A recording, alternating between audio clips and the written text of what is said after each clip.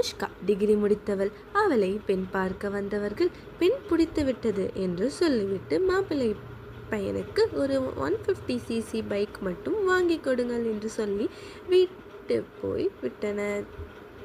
அனுஷ்கா அவர்களை போனவுடன் தன் தாத்தாவிடம், தாத்தா, இந்த பையன் எனக்கு வேண்டாம் தாத்தா என்று சொல்லிவிட்டாள்.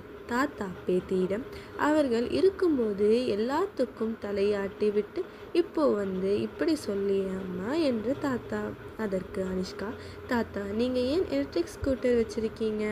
3 தடவை 150cc கீர் பைக் பிரேக் போட முடியாமல் யங் பாய்ஸ் இடிச்சதுனால தானே என்று ஆரம்பித்தாள். அதற்கு அனுஷ்காவின் தாத்தா, ஆமாம் போட்டார்.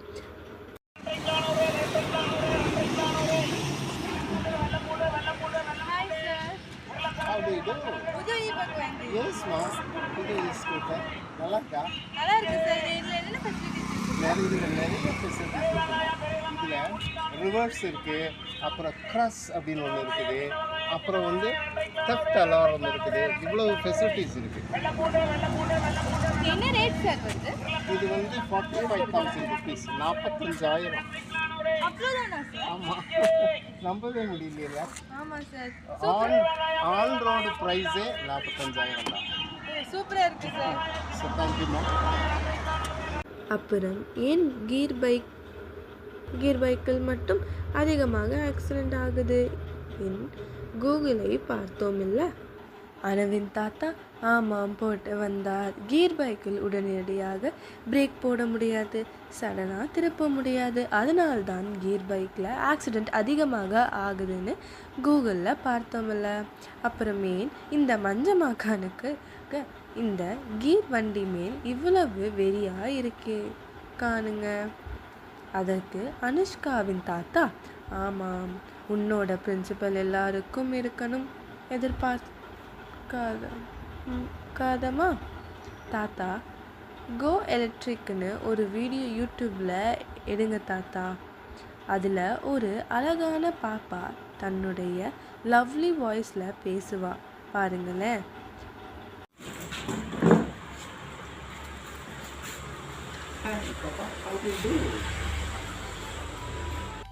சார், நீங்கள் வந்தது தெரியவே இல்லை சார். பாப்பா, இது எலக்ட்ரிக் பைக், சவுண்டு கேட்காது. என்ன சார் எலக்ட்ரிக் வண்டியில் ஓட்டிட்டு பந்தாவா ஒரு 125cc வண்டி ஓட்டலாம்ல? பாப்பா, பைக் ஒரு இடத்துக்கு போயிட்டு வர்றதுக்கு தான், பந்தாவுக்கல்ல. இந்த எலக்ட்ரிக் பைக்கில் செலவும் கம்மி, அட்மாஸ்பியரும் மாசுபடாது. ஓகே சார், அப்போ நானும் இனி எலக்ட்ரிக் பைக்கை யூஸ் பண்ணுறேன்.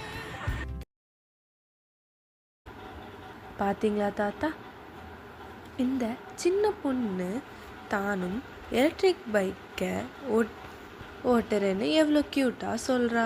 அதற்கு அவளது தாத்தா, இந்த பொண்ணும் நல்ல ப்ரில்லியண்ட்டான பொண்ணுமா, இப்படி 2 மாதங்கள் ஓடுகிறது.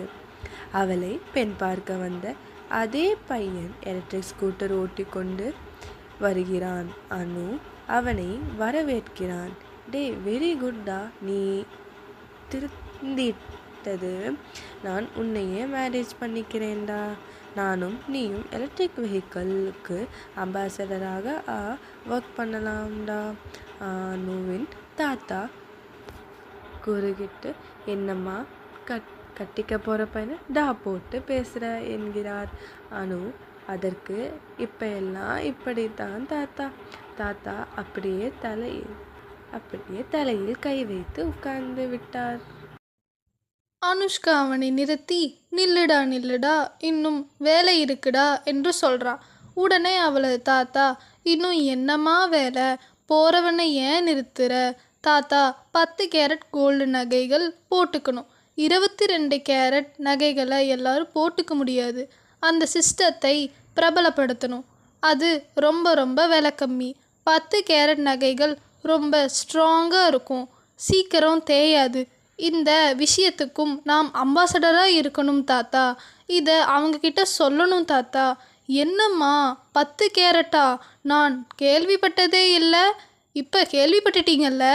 இனி நாம் ஆக்ஷனில் இறங்குவோம் தாத்தா என்று சொல்லி அவனிடமும் விஷயத்தை விளக்கி சொல்கிறாள் அனுஷ்கா.